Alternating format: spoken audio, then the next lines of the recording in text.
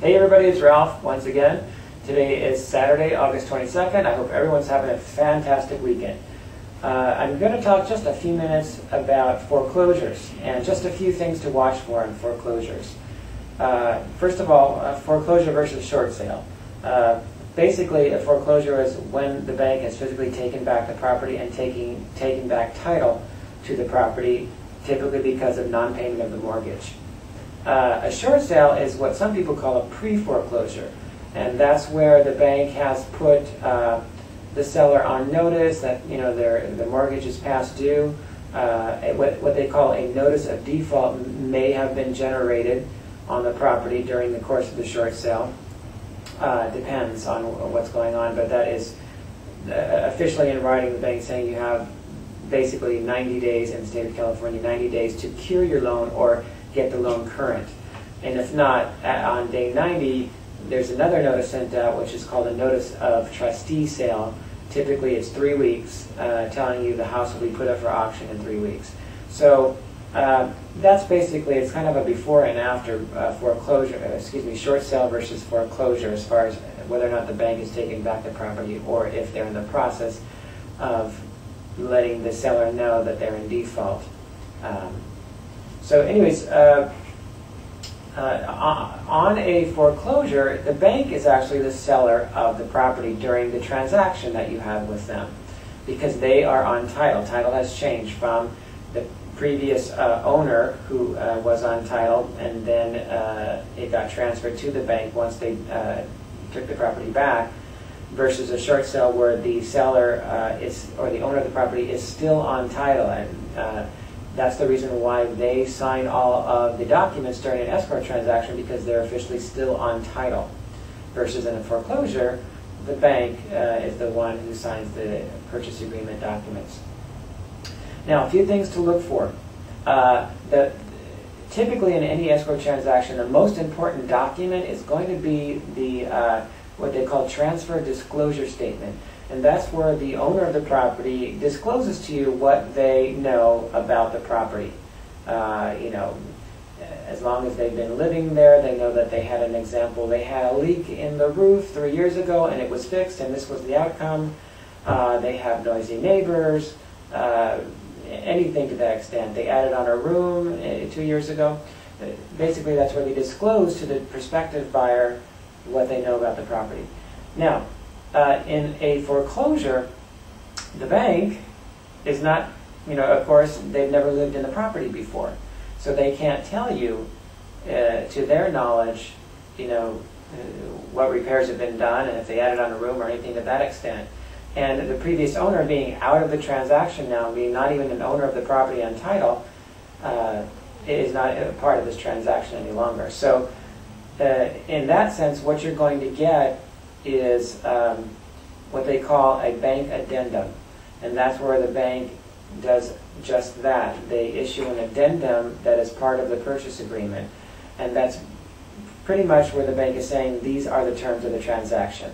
This is the most important document in a foreclosure when you first get into escrow on a foreclosure, because these are the terms that the bank is putting forward. They may say, basically, this is what we're going to pay for, this is what we're not going to pay for, here are the timelines and such. And this bank addendum, I would heavily recommend you read this bank addendum from beginning to end at least 3 times.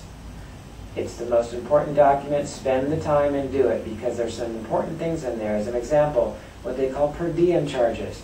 That's where the bank is saying, okay, we'll accept your offer, here's the deal, we're going to pay for this, we're not going to pay for that, we're not going to pay for termite repairs, we are going to pay for retrofitting, but we're not going to pay for any repairs to the structure of the house, whatever the deal is. And they're also going to say you must close by this date. Now, what if you don't close? Typically in a normal transaction in escrow, you would file an extension. Both seller and buyer would sign off to it, and they would extend to close the date for whatever reasons. Maybe the loan needs more time, maybe the inspection took a little bit longer, whatever. With a bank addendum, it's fairly typical that you're going to be paying per diem charges, which basically are late fees for each day that the escrow closes late. And most of the time, for all the foreclosures that I worked on, the bank is pretty much a stickler about these things, so you really want to look out for that. The per diem charges, they usually range $50 to $100 per day in late fees for having to extend the closing of the escrow. All right. Another thing that is sort of rare, but it's very, very important when you're looking at this bank addendum is contingency removals. In a transaction, and once again I'm speaking regarding the state of California, there are contingencies that the buyer must remove at each stage in order to complete the transaction, which is basically the buyer's system of checks and balances to make sure that they've had the opportunity to do inspections, to do appraisals, and the like, and that at the point that they're comfortable with the outcome, they can sign off on that individual contingency. And once all contingencies are removed, then it's at that point that your buyer's deposit is relinquished to the seller and not before. Now, on a bank addendum, you want to watch out for this because it could be the case, I have seen it before, where the contingencies are what they call passive contingencies. And that basically states the date of each contingency is given. Once that date has passed, it is automatically, and according to this addendum, legally assumed that that contingency is removed. So say, for example, you wrote in a 10-day contingency period for inspections. On day 10, if you have not either removed that contingency in writing or sent in something like a request for repairs, something to negotiate the repairs, if no action is taken, it's assumed that that contingency is removed. So you want to look out for those passive contingencies. This is a really, really important thing.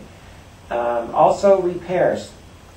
The bank is going to pretty much state what they're going to pay for and not pay for as far as repairs, and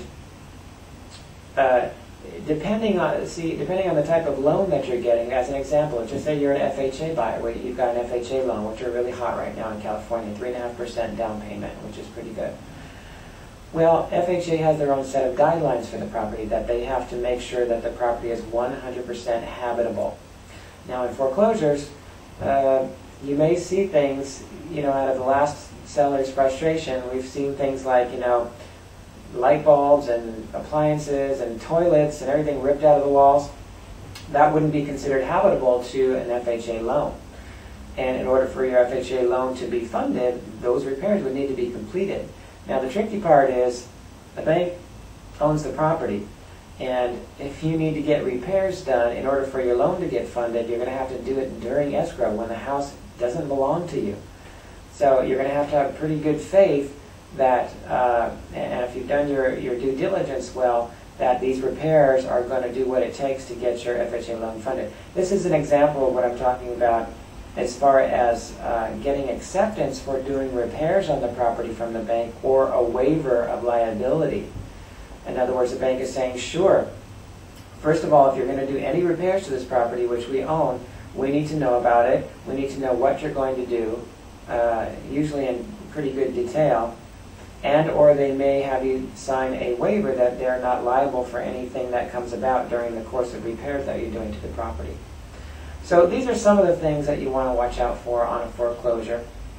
They can be tricky, and if you're working with a realtor that's well qualified, who has a good amount of experience with foreclosures, this is where their value really kicks in. I mean, a lot of people think most of the work that a realtor does is during the course of showing you property and getting you an accepted offer, and that ain't it. It's really during escrow is where we really go to work for you.